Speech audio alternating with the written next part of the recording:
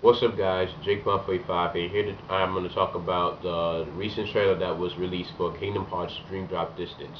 I have to say I really like this trailer. It said a lot of information about what the game's going to be about. It's like all trailers do, but this trailer really gave us a more clear direction of how the story is going to go between Sora and Riku and the future, Kingdom Hearts games with the involvement with Xehanort, with his return. And basically, first let me talk about the gameplay. The gameplay looks really good. High-paced action with new sorts of combos and new supporting characters. And I'm really looking forward to the new worlds that are going to be announced for this game because we saw the Hunchback of Notre Dame, and what other worlds we probably will see. There's other combos because that's one of my favorite aspects of Kingdom Hearts. The way how you can use combos with other characters from Disney or Square Enix, and then use them in the whole unity in the badass combo. And I really like that in Kingdom Hearts 1 and 2. And I know they did it in like Birth by Sleep and stuff, but I really did enjoy that aspect of the game. And also, since with these new enemies, the Dream Eaters, they seem interesting, something new. They're still going to be Heartlesses, and maybe we'll see some Nobodies because I saw, one of the pictures that Sora will eventually face the Twilight Dawn, that giant nobody that with the blue scarf that Roxas fought, that he will face him in some time. But the gameplay looks really good and really excited for this game. And it's not like the card system and Chain of Memories. Like it's legitimate, like using the buttons to use combinations, which I really like. Not saying I hated the whole Chain of Memories style, but the card system. But I really prefer the good old fasting combos, that you learn and whatnot. And now let's get into the story because I really love the Kingdom Hearts story. This is why I love the games because story is so well done. You combine Disney, Square Enix, and then just this whole new ideas. The Kingdom Hearts franchise just has so much potential. Because it's a work of art. I mean, Kingdom Hearts 1, the original game, that got so much praise, and so many people did not believe that a game that could mix, with Donald Duck and meeting with Leon from Final Fantasy, but it works. With perfect unity, it works.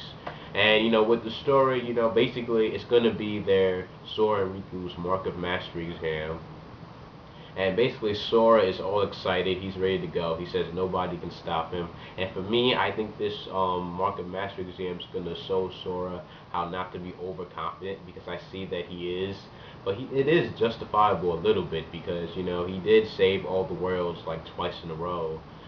Saved them from the darkness, defeated Organization 13 with his friends. I mean, I guess, a little bit of arrogance and, cockiness would um, be, that Sora would have. But, this Market Master will probably show Sora, that, the battles are just going to get tougher, that he needs to stay on focus, that if he wants to protect everybody like how he wants to, that, he's the key that connects everything together, And, with Riku's side of the story, Riku with his new haircut, a lot of people don't like it. I mean, honestly, I don't care, the hair does not make the character, what they do and whatnot, how they're developed. And basically with Riku, he's still struggling with how to deal with the darkness. He's fallen like so close with it, that his appearance had changed to Ansem Secret of Darkness. That's when he exploited the darkness to defeat Roxas, and then even before in Kingdom Hearts 1 when he fought Sora by using those powers. And he still has doubts whether or not he should be able to use the Keyblade, or should he be trustworthy or whatnot. And basically, this Market Master exam for Riku is going to be for him to, forgive himself for using the powers of darkness, and that, going back to what King Mickey said, that it's his darkness now, that he can use it any way that he wants to. And that, maybe, and then basically also this Mark of Mastery exam is also supposed to unlock a certain power from, within Sora and Riku, which means to tell me that Sora could quite possibly be unlocked the power of Ventus. Because remember, Ventus's heart is still inside Sora. And, maybe Sora has not unlocked all that power yet. That if he unlocks Ventus's heart and releases the power and experience that Ventus had, that Sora would be able to, as Sora as well as Riku too, would be able to do that armor Keyblade mode. You know, when you're in armor and then you get to transport to different worlds, and that would be pretty interesting and pretty sick. You know, that they have their own armor, but I can see that happening throughout this game. That Sora might have a conversation with Ventus or hear a mysterious voice that could possibly be Ventus. And also with Riku, he might have a little talk with Terra, or yeah, we might have a talk with Terra, and how he goes back to thinking about how he went through the Kingdom Hearts, Kingdom Hearts Birth by Sleep. He went through the whole Keyblade trial thing with Terra, and how he wasn't supposed to tell anybody, but that's gonna come to light in Dream Drop Distance, and how basically he's gonna be able to forgive himself and unlock new power. So that's pretty cool that they're gonna. I think they're gonna reference a lot of things with Birth by Sleep, with Terra and Ventus, and yeah, this game really seems really good, and once again the story is really well done. A lot of people don't like these filler games, but I really do because I like learning information about different characters and different aspects of the story of the Kingdom Hearts franchise. That's a mouthful. Also, during the end of the trailer, we saw that the viewpoint of Xehanort, but not the old Xehanort. No, this is the new Xehanort. This was the Xehanort that which the old man Xehanort took his heart and not implanted it, but he basically used his Keyblade and took his heart and not gave it to Sora, but forced his heart into Terra's body. That's what I mean to say. And basically, they created this new being that a lot of people call Terranort. So if you guys hear what Terranort is and who he is, then he's basically Xehanort, but in Terra's body.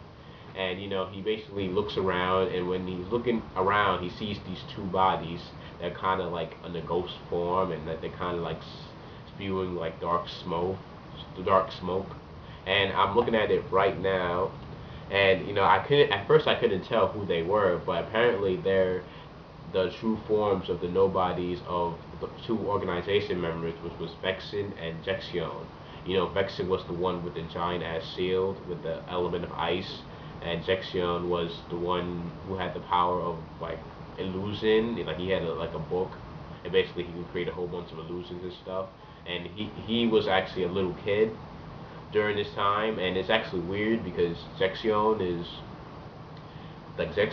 like much younger, so that means that he was turned into a Heartless very young age, and from them being fallen in their ghost-like forms, that tells me that that all the former organization members are returning to their normal selves because their nobodies have been slain, and probably the Heartlesses have also been slain, so sooner or later they're coming back from the realm of darkness.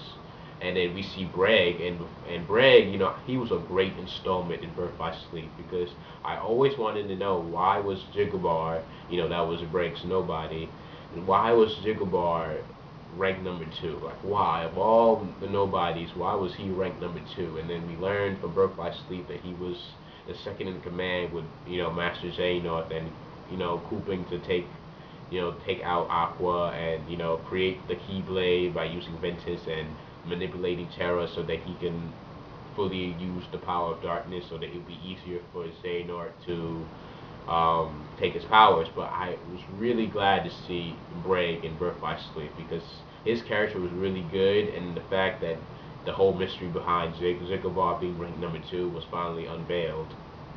So that was really good, by the way. And then Braig is like, "Oh, you have your memories returned," and then Xehanort basically takes his Keyblade. That's a sick Keyblade, by the way. Really good design. And basically, he goes and stabs Braig.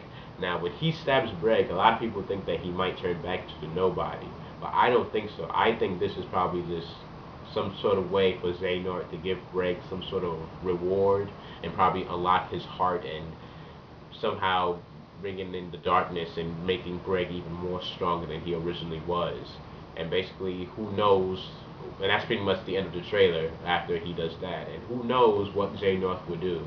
Because I'm pretty sure he could go back for getting the Keyblade, the strongest Keyblade, and then, maybe opening the gates for Kingdom Hearts. We're not even sure if he has the memories of his Heartless and Nobody, Ansem, Secret of Darkness, and Gemnus. We don't know because Sora didn't have memories of Roxas, so it's a good prediction that he does not know about, what his Nobody or Heartless did. But he's Xehanort, so who knows?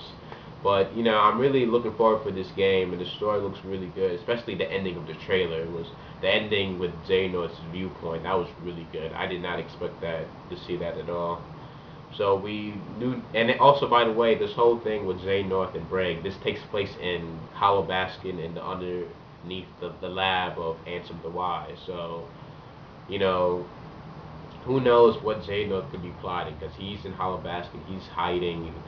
Nobody is probably in the lab. Who knows what could happen? This is really looking really good. And probably after this game, Kingdom Hearts Birth by Sleep Volume 2 will probably take its place afterwards to be the next game, and then we will get into Kingdom Hearts 3 most likely. And what a game that will be, Kingdom Hearts 3, and the whole new worlds and whatnot. But I'm really excited for this game, guys. Comment below what you guys thought about, everything I just said, about the story. How do you guys like the gameplay? What do you guys expect from Kingdom Hearts 3 even? I'll go as far as there. Please subscribe for more great vids. Like and rate, and I'll see you guys later. Peace. And thanks for watching, because I know this probably was a long video.